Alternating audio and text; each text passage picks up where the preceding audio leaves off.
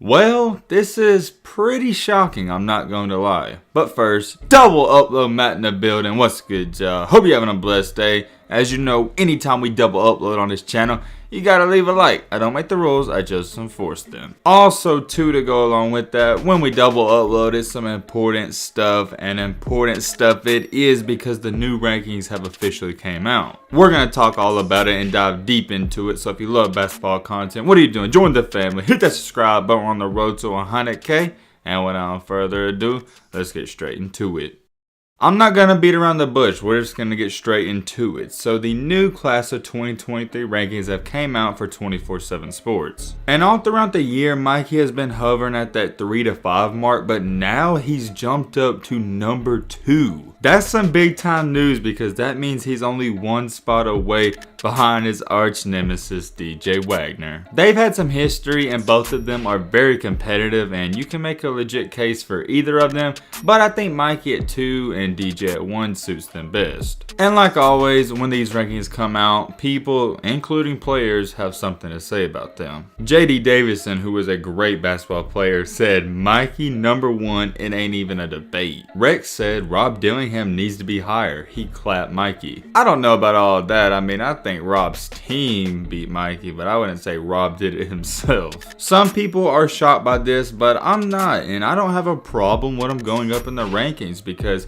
even though he's not putting up crazy stats at this new school, known as Lake Norman, he's improving his overall game. If you know anything about basketball, you can see and understand that he is getting better. You gotta take a step backwards to go forwards, and that's what he's doing at this new school. Not too many people are questioning him being at number 2. I think the real question about all of this is how far is the gap between him and DJ Wagner? Just from going off a hunch and the sources I've talked to, I don't think it's that close right now, but Mikey could close the gap and make it real close this summer or next season. Let me know in the comments section though, I'm very curious. Do you think Mikey deserves going up or should he have went down? With all that being said, we also got to talk about another player in the rankings, and that guy goes by Bronny James. It seems like every time these rankings come out, it's just terrible news for him. Once again, he has continued to drop. Before these rankings came out, he was listed at that 25-ish mark or 27,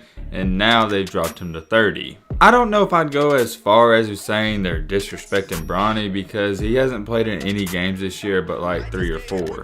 And that's pretty normal and typical of the rankings. When players aren't playing or if they get hurt for a season, they're going to drop. It makes sense. I do think Bronny is one of the top 30 players in the country and probably one of the top 20 for his class, but going off of the fact we haven't seen much out of him, not just this year but the year prior, it's hard to justify that spot. I can see why he's not in the top 15, top 20 or 25, but I could also see why people want him to be higher. 214 Frankie said Bronny at 30 is bogus AF. Like I said, this is controversial. A lot of people think Bronny should be higher, so let me know what you think about Bronny's spot too. 10 Island said Bronny is better than half of them. He plays real comp, not trash public school teams. I agree with that 100% too because he is going up against good competition and you got to give players higher rankings for that. This person said Mikey is not number 1. Please stop with all the foolery. A couple people are mentioning stuff about Aiden Holloway saying he was underrated, and also people were saying Bronny is disrespected. I don't care.